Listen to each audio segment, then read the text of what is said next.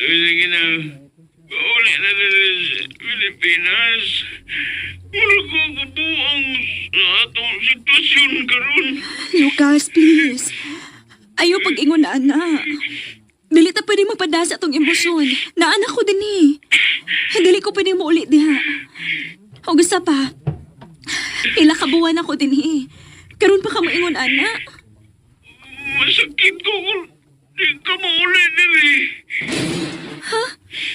Ano man? Kay kada adlaw kong mag-inom. Hindi ko makatog sa akong kamingaw na mo maumo inom ko, Joy. Mga kung gusto kang mabuhi pa ko, uli na nila sa Pilipinas. Lucas?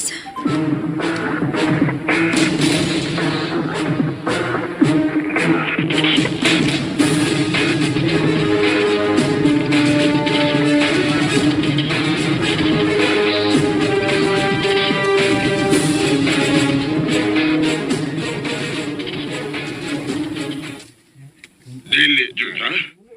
Ayaw ko sige ang akong pagtabang nimo. Tiyo, Tungod lang kay diingon ng imo kuyab, mupauli na lasa ka. Magmahay ka kung mupauli ka. Maiubos yun lagi ko nimo kung buhato na nimo. tiyo.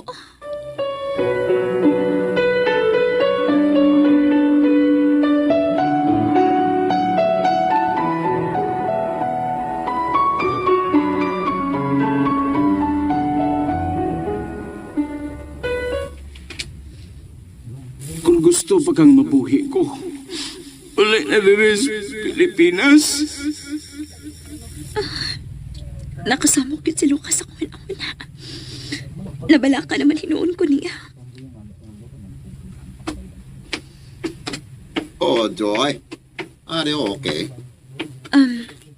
Yes, Mr. Liang. You look sad. I'm okay, sir. Okay, if you need anything, I'm here. Thank you, sir. Oh, don't be sad. You are maganda. Unsa to? Gwapa ko no ko. Wait, am I right? Maganda is beautiful, right? Yes, sir. Oh, you are blushing. You like being called maganda. No, said Mr. Liang. Uy. What? Excuse me, Mr. Liang. I have to go to the bathroom.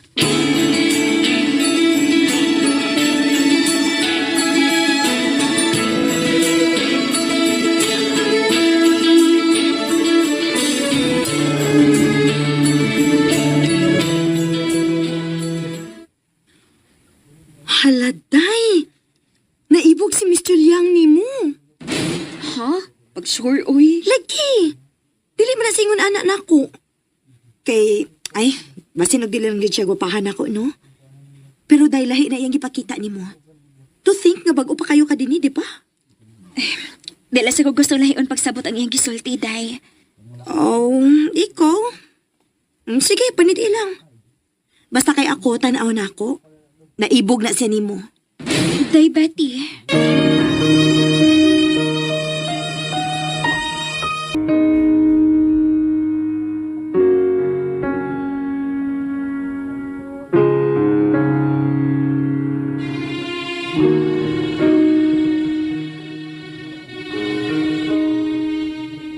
Wa ko mahibaw unsaon ako pag-react kung ugaling naibog man tuod si Mr. Liang kadako. Nana ko iyab, ug wa ko'y planong magbinuang ni Lucas.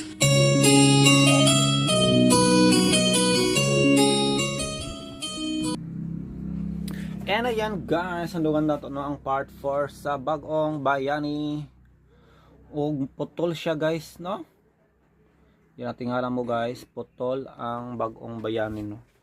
Sa second part na lang na siya guys, ang yung hadunggan tungod kay nagdaot ang atong kuan guys, no? Atong source guys. Nagdaot ang app. Ug wala pud sila live stream unang we have no choice kung dili maura gyud ni atong ma-upload guys, no?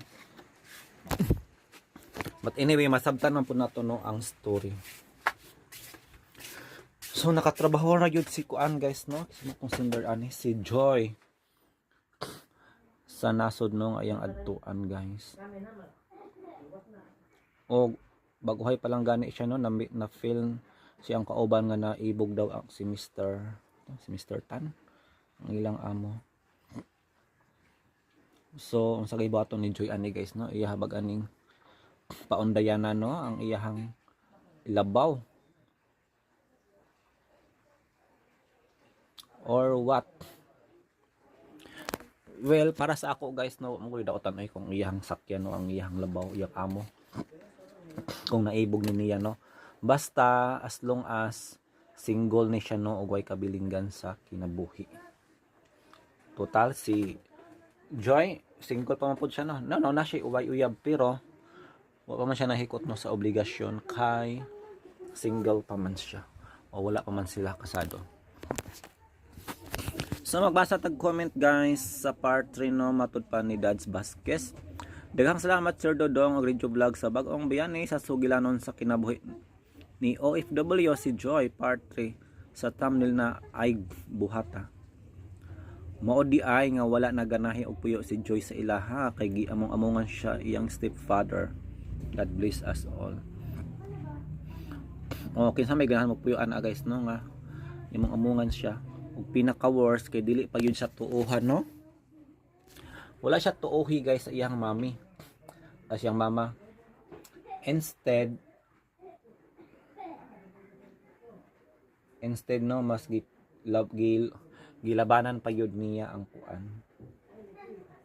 Ang iyang laki o matawag mong ito nga laki no kay wala pa man sila pinirmahan. Munang naglagot ko siyang mama guys kay dili mamati no og istorya guys iyang anak og matod pa nahulog na uno nga baka kon si Joy ani guys.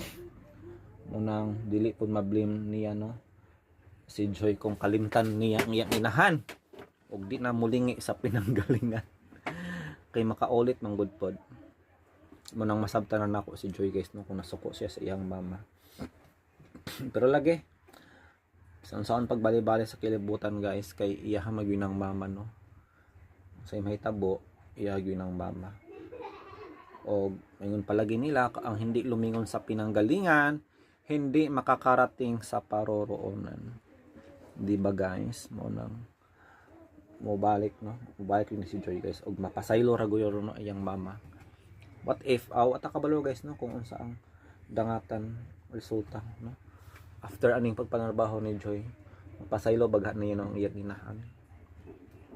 Og ang iyang stepfather. Unsa ang sunod mahitabo nang abang-abang ta guys og part 5 na. Thank you so much RMN. And good night.